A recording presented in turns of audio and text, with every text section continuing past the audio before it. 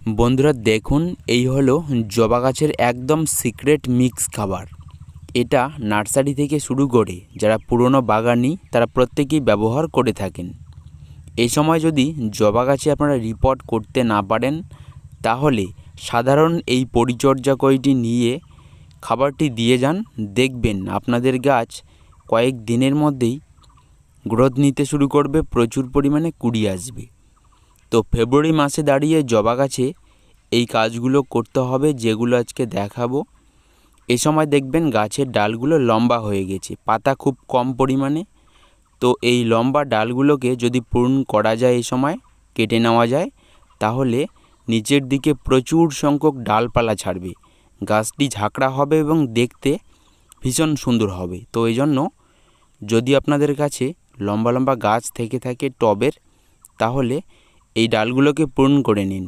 Hard পূরণ করলে এখান থেকে আবারও নতুন ডালপালা ছাড়বে। তো ফেব্রুয়ারি মাসে এই পরিচর্যাটি অবশ্যই করতে হবে, এটাকে ডাল পূরণ করা বলে। তো আমি দেখুন অর্ধেক করে ডালগুলো কেটে নিচ্ছি। তো ডালগুলো কাটার পর কাটিংয়ের অংশগুলোতে একটি ফাঙ্গিসাইড লাগিয়ে নিতে পারেন। দেখুন আমি সমান করে প্রত্যেকটি ডালকেই কেটে নিলাম। এরপর থেকে কিন্তু এই ডালে নতুন কুশি ছাড়বে। তো এই কাজটি ফেব্রুয়ারি মাসে করতে পারলে ভালো হয়, আমি করে নিলাম। এরপর নিচের দিকে অজস্র ডাল বাইরে দেখবেন, এগুলোকে রাখবেন না, এগুলোর থেকে ভালো ফুল পাওয়া যায় না। গোড়ার অংশটি একটু ছেড়ে ওপরে ডালগুলো রেখে দিন।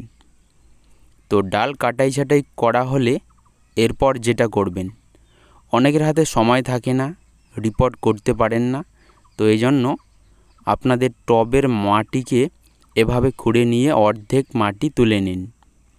তো শেকড় কাটলে কোনো অসুবিধা হবে না, শেকড় সমেত মাটিটি তুলে নিন। দেখুন আমি প্রত্যেক সাইডে মাটি কেটে নিয়ে অর্ধেক অংশ মাটি তুলে নিলাম।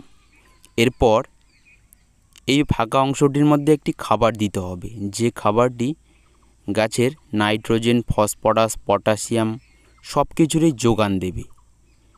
এই সময় খাদ্য দিলে পরে এই খাদ্যটি কয়েক দিনেই নিতে পারবে। ফেব্রুয়ারি পর থেকেই গরম শুরু হয়, তো এই জন্যই এই সময় দিতে হবে। আমি এখানে একটি গাছের জন্য 4 মুঠ পরিমাণে ভার্মিকম্পোস্ট নিয়ে নিলাম।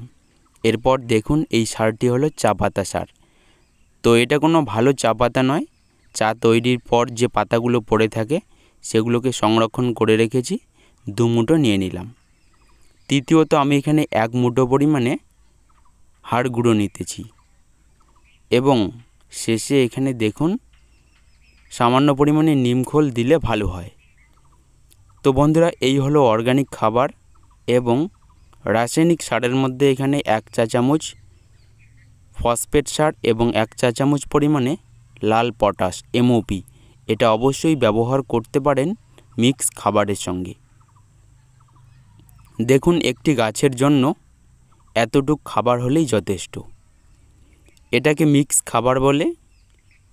বন্ধুরা এই খাবার যদি তৈরি করে 15 দিন রাখার পর গাছে দিতে পারেন, তাহলে আরও ভালো কাজ দেবে। আমি সরাসরি প্রয়োগ করলাম, তো গাছে সরাসরি দিলে পরে এই সারগুলো কাজে লাগে দেরিতে।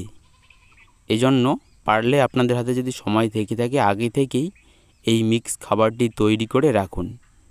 1 মাস বা 15 দিন পর ব্যবহার করলে সরাসরি কাজে লাগবে। দেখুন গাছটিতে দেওয়া হয়ে গেল। এরপর টবের যে মাটিগুলো আমি তুলে ফেলেছিলাম সেই মাটিগুলোকে দিয়ে দেব। নতুন মাটিও দিতে পারেন, কোনো অসুবিধা হবে না। জবা হলো একটি এমনই গাছ, এটা খাবার খুবই পছন্দ করে। প্রত্যেক মাসেই আমাদেরকে খাবার দিতে হবে। তো ফেব্রুয়ারি থেকে এই পরিচর্যা নিয়ে খাবার দেওয়া শুরু করুন। প্রত্যেক মাসেই পারলে এই খাবারটি পরিমাণ কম হলেও একবার করে দিয়ে যান। মিক্স খাবার দেওয়ার পর গাছের গোড়ায় জল দিন। মাটি শুকনো থাকলে এই সার ডিকম্পোস্ট হতে সময় লাগে, তো এই জন্য ময়েশ্চার রাখতে হবে কিছু দিনের জন্য। বন্ধুরা দেখুন এই হলো জবা গাছের গুরুত্বপূর্ণ টিপস। রিপোর্ট করা ছাড়াও এই পরিচর্যা নিয়ে এবছরের জন্য গাছটিকে নতুন করে তোলা যাবে। এই পরিচর্যা খাবার জল দেওয়ার ফলে 15 থেকে 20 দিনের মধ্যেই গাছটিতে নতুন ডালপালা ছাড়বে।